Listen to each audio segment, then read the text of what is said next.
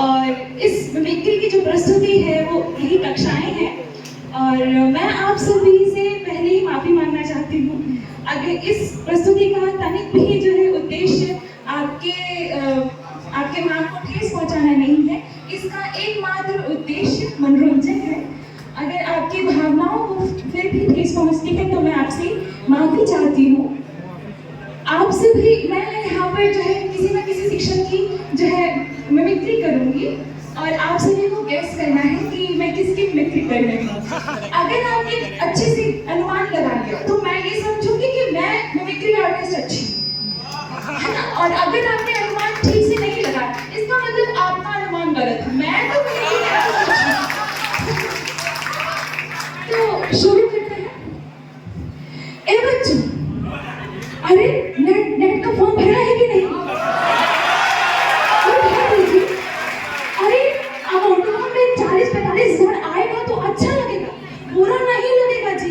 अगर नहीं चलेगा हमको दे देना, हमारे पास बहुत।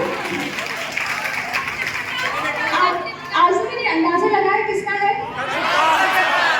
बिल्कुल सही, सत्यप्रकाश पाल सर हैं। और ये कहते हैं कि मेरे 2 ही शौक है बच्चा, कक्षा में बात नहीं करना और फोन नहीं चलाना। फोन आ रहा है हम नहीं उठाएंगे। मेरी इस जो मेरा कान बहुत तेज है, इस बात से तो मेरी बीवी परेशान है। वो कहते हैं कि अरे बात क्यों कर रहे हो? अरे हमसे बात करो जी, हम अक्षय कुमार से क्यों थोड़ी हैं। तुम बुला दिए, अरे हमको तो गजनी बना दोगे एक दिन तुम लोग, ऐसे कैसे चले। सर का इस प्रकार से हास्य विनोद के साथ विषय को पढ़ाना बहुत पसंद आता था ये अंदाज, और बहुत रोचक लगता था। अब नेक्स्ट टीचर गिरीश कर्नाड जी अपने नाटकों में यक्षगान, आपने बहुत बेहतर बजाना। अब मैं समझूंगी कि मैं मिमिक्री आर्टिस्ट अच्छी हूँ, ठीक है। तो वो इनकी भाषा इतनी मधुर है, इनकी आवाज इतनी प्यारी है, इतनी मनमोहक है। ऐसा लगता है कि जैसे वो मधुर संगीत, मधुर गीत गा रही हूँ। वो जब डांटती भी है, डांटती नहीं कहूँगी, जब वो चेतावनी देती, जब फर्स्ट क्लास था तो उन्होंने बोला था अगर आपको मेरी कक्षाओं में आना है तो आप मेरे आने से 5 मिनट पूर्व आके बैठिए। मेरे आने के बाद मैं किसी को भी अपनी कक्षा में दाखिल होने की अनुमति नहीं दूंगी। अब नेक्स्ट टीचर, हमारे गौवा में एक ही मास्टर है, हमके एकदम बहुत पढ़ा बच्चा है। हम बचपने से पढ़ने में तेज थे, लेकिन हमारा मन बकरी चरावे में रहा ना हो। सर जब भी कक्षा लेते थे तो किसी न किसी किस्से के माध्यम से उस कक्षा को बड़ा ही मनोरंजन और बड़ा ही जो है आनंदपूर्ण बना के रखते थे। बड़ा ही मजा आता था उनकी कक्षा में। कवि प्रिया को पढ़ाते हुए उन्होंने मछली का जो उसके बारे में बड़ा ही गूढ़ और गहन बातें बताई थी कि एक ही मछली बोले हो सिधरी, सिंघी बोले सिंघी। और आजकल का लड़कवन जो कंप्यूटर बेबी हवन, उनके समझे में नहीं आता है कि कैसे झुराई मछली लेके चले जाते हैं। तो सर का पढ़ाने का अंदाज, सर का किस्सा और सर का किस्सा सुनाने के बाद और जोरदार ठहाके वाली हंसी, वो हमेशा याद रहेगी विद्यार्थी से।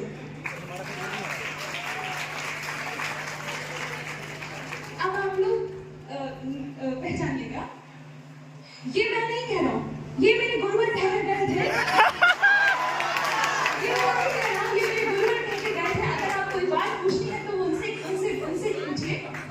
सर जो है किसी विषय को पढ़ाते थे उससे पहले जो उसकी रूपरेखा बनाते हैं, और सर का जो स्वतः का द्वंद चलता रहता है कि साहित्य का उद्देश्य पढ़ाऊं या फिर मार्क्सवाद। नहीं, साहित्य का उद्देश्य अगर पढ़ाऊंगा सीधे तो मार्क्सवाद से पढ़ाऊंगा तो ज्यादा अच्छे से समझ में आएगा, और मार्क्सवाद अगर पढ़ाऊंगा तो कक्षा जो है लेट हो जाएगी। लेकिन कक्षा की टेंशन नहीं लीजिए, आपका सिलेबस मैं पूर्ण कर दूंगा। एक्स्ट्रा क्लास तो आप जानते हैं मैं ले लेता हूँ, बहुत अच्छे से सिलेबस कंप्लीट करता हूँ। सर आपका वो एक्स्ट्रा क्लास और एक्स्ट्रा क्लास के बाद चाय पार्टी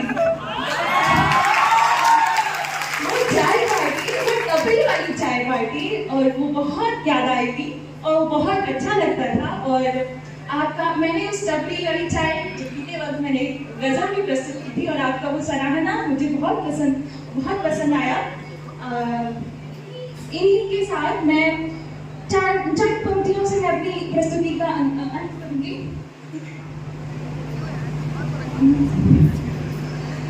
तुमको भी है खबर, मुझको भी है पता, हो रहा है जुदा दोनों का रास्ता, दूर जाके भी मुझसे तुम मेरी यादों में रहना, कभी अलविदा ना कहना, कभी अलविदा ना कहना, कभी अलविदा ना कहना, कभी अलविदा ना कहना, कभी